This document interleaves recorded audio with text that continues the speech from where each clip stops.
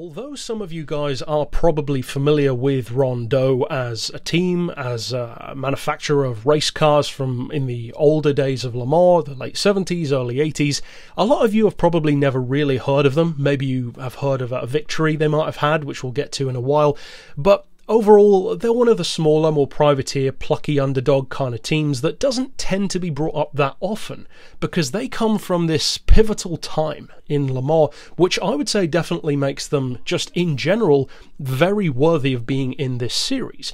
Now, we're going to cover one car in particular, but we're going to kind of look at the story of Rondeau in a condensed way just to set the scene for this one particular car. Now, the car itself is called the M482, and it's a Cosworth-powered Group C machine from the early 80s with a crazy appearance, and you'll see in this video, especially from the back, it's like nothing else. Even in something like Can-Am or Group C, there's no other race car that looks quite like this from the back. It's a truly crazy looking thing, looks almost like a boat from the back. And of course, as always, there are very specific reasons for that, which we'll get to in a second. But to set the scene, and to really explain why you should care about this car beyond it just looking weird, Rondeau, for those who are unfamiliar with them, are a privateer French team in the racing world. Think 70s Pescarolo, for instance. And they were set up by a young driver by the name of Jean Rondeau. Now, he had a dream, and that dream was to win Le Mans. But of course, winning Le Mans is not an easy thing, especially not when you're going up against massive juggernauts like Porsche, which he did almost every year. Porsche had a strong showing in the late 70s, all through the 80s, and even up until today. So initially they had a couple of late 70s prototypes under the old rulebook, and they performed reasonably. They weren't amazingly good, they had some engine issues, they were Cosworth powered. Initially thought about Peugeot power, but ultimately went with these Cosworth engines. They were F1 derived, so great performance, but not necessarily ideal for endurance. Very high stress engines, which are extremely prone to shaking themselves to bits, in other words. But ultimately, he actually did achieve his goal, because in 1980, they won Le Mans. In fact, he was driving the car, he was one of the drivers at least, in 1980 when a car called the M379B, a slightly older car than the one we're talking about, won. And he actually managed to beat Porsche. And the way in which he beat Porsche was not what you might expect. He didn't beat them in terms of sheer performance, he actually beat them mostly due to reliability, which is not something that you'd be expecting to happen. Now, that, you could argue, was the peak of his goal. He wanted to win Le Mans, and he did that. But, like any good racing driver with a great idea or a great goal that he wanted to achieve, he wanted to do it again.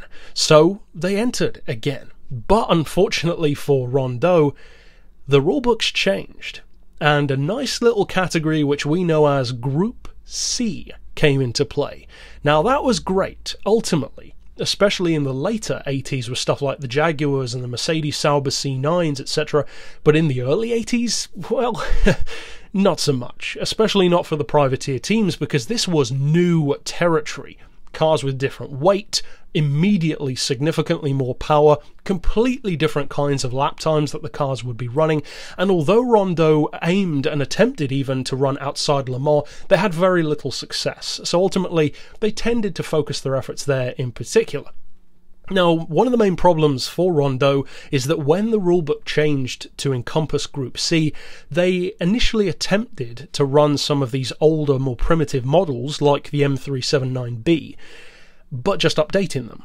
That could work, but when it's already a company that hadn't exactly dominated before, that was a risky thing to do, and it didn't really pay off, because Porsche, who had previously been running stuff like the 935 and doing very well, well, they were now running something new, something by the name of 956. And anyone who knows anything about Le Mans knows how dominating that line of vehicles would become. And in fact, in one of the races in the early 80s where Rondeau went up against Porsche, there were a dozen Porsche 956s on the grid, and 3 Rondeaus. Plus some Lancia LC2s, some Peugeot PMs, so it was a pretty intense competitive mix for a small privateer team.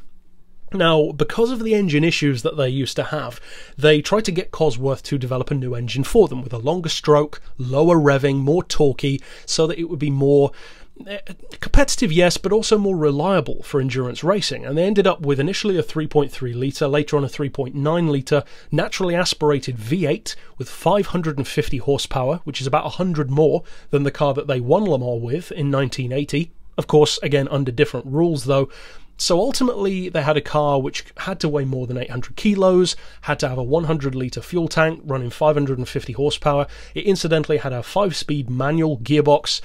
And one of the biggest issues for Rondeau is that, and this is really why it comes under the plucky underdog with the unsung heroes kind of vibe, this was a new era in a very similar way to the pontoon Can-Am car that we discussed a couple of episodes back, because we were moving into the era of ground effect. And I'm not just talking about like the Chaparral fan car or the Brabham. This was just natural Venturi tunnel ground effect territory, but that was still an early, very mystical thing, a dark art, if you will, that many people didn't fully understand. And as a result, you saw a lot of experimentation, and some were a lot more effective than others.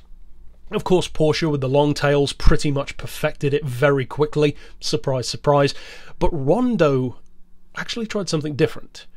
They tried a car which, in a similar way to the pontoon Can-Am, was much more extreme, and as a result, the back end of the M482 looks crazy. It's essentially all designed around these two massive Venturi tunnels. And also, unfortunately, in a very reminiscent way to the pontoon Can-Am, the chassis tore itself to pieces in its first race, which was a 6-hour race at Silverstone in the early 80s. So, unfortunately, just like the Can-Am car, it had so much downforce, and they didn't fully know how to utilise it and build a car around that it tore itself up. And ultimately, I can't recall exactly where it finished on the grid, but it was something like 27th, I believe. So, not exactly a great result. In 1983, however, they did try to enter Le Mans. In fact, they did enter Le Mans with 3 cars, one of which was driven by a certain Henri Pescarolo. Again, very familiar name to Le Mans fans. And they did qualify. They qualified 336, 337, and 338 laps. The best of those was enough to allow them to qualify in 16th place.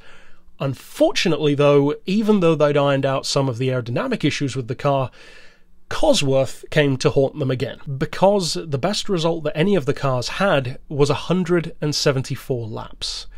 And the engine blew, which is unfortunate, to say the least, when the whole idea of this new engine was to be better for endurance. So, unfortunately, it's just a case of everything possible basically going wrong for this small, plucky team. They were constantly the underdog, and I think that the reason why I chose the M482 in particular to be the car represented for this brand, rather than the car that actually won, is because this car bridges the gap between their greatest success in 1980 to their ultimate downfall, because the M482 was their last car.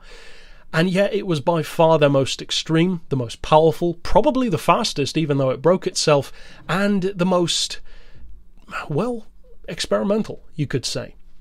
It was in a time where people didn't fully know what they were doing with this new form of aero, and it showed. Some teams caught on quick, others really didn't. And unfortunately for Rondeau, they were just one that didn't.